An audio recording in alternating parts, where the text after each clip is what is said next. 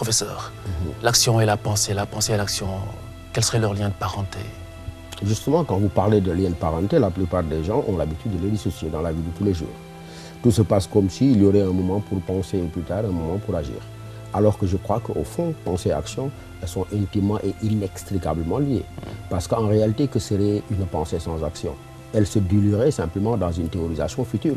Mais inversement, que serait une action sans pensée? Elle serait livrée simplement au tâtonnement et finalement à la dictature du quotidien.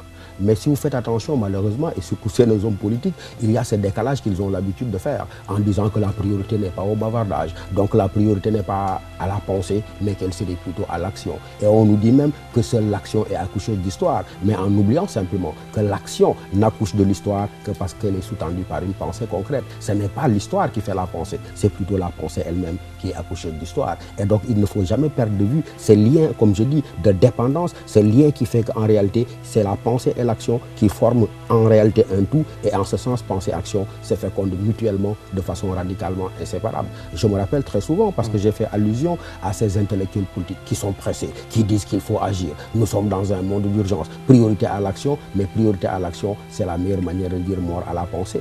Il faudrait que toute action soit encore une fois abreuvée et nourrie à la source d'une pensée motrice. Certains ne l'ont pas compris, mais certains également l'ont compris. Je me souviens de François Mitterrand. Il a écrit en 1966 un ouvrage qui s'appelle Ma part de vérité. Ce qu'il dit est tellement fabuleux que je l'ai gardé quand je l'ai lu. Il disait au fond, j'admire et j'envie ceux de mes contemporains dont la pensée modèle la société des hommes avant que ne s'exerce leur action. Et d'ajouter, la politique doit être l'interprète de la science et la politique doit également être l'humble interprète de la philosophie. Voilà quelqu'un qui avait compris que son action, si elle voulait être politiquement révolutionnaire, devrait être encore une fois habillée, charriée, investie par une pensée mûrie, réfléchie pour qu'elle puisse véritablement porter ses fruits. Professeur, il est de bon ton de mettre en avant la pensée, penser avant d'agir. Et dans l'urgence, professeur?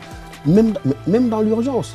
Ce n'est qu'une manière de décaler. Mais vous ne pouvez pas imaginer, encore une fois, Khalifa, une action, mais qui serait une action sans être habillée par une pensée. Parce qu'en tant que tel, vous me diriez que votre action relève simplement de la spontanéité. Et si elle relève de l'immédiateté et de la spontanéité, elle rate très souvent sa cible. Même si dans l'urgence, on doit agir, mais encore une fois, cette urgence-là n'empêche pas qu'il soit nécessaire de sous-tendre et de guider et d'éclairer notre action par une pensée mobilisatrice et fondatrice.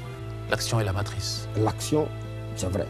L'action est la matrice, mais pour qu'elle soit matrice, il faut qu'elle s'abreuve à la source d'une pensée féconde et originelle. On ne peut pas dissocier de mon point de vue la pensée et l'action. Il n'y a pas de pensée sans action, il n'y a pas d'action en tant que telle sans pensée. Mais sinon, quelle différence y aurait-il entre la révolte et la révolution? L'esclave qui brise ses chaînes, c'est un révolté.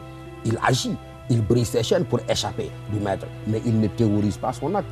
Et donc cet acte-là ne peut pas être fondateur, cet acte ne peut pas être mobilisateur. Il ne sera mobilisateur que lorsque l'esclave prendra le temps de réfléchir sur son acte, de théoriser son acte et se donner une finalité. À ce moment-là, il aura converti ce qui au départ relevait de la révolte, il aura converti en une révolution féconde.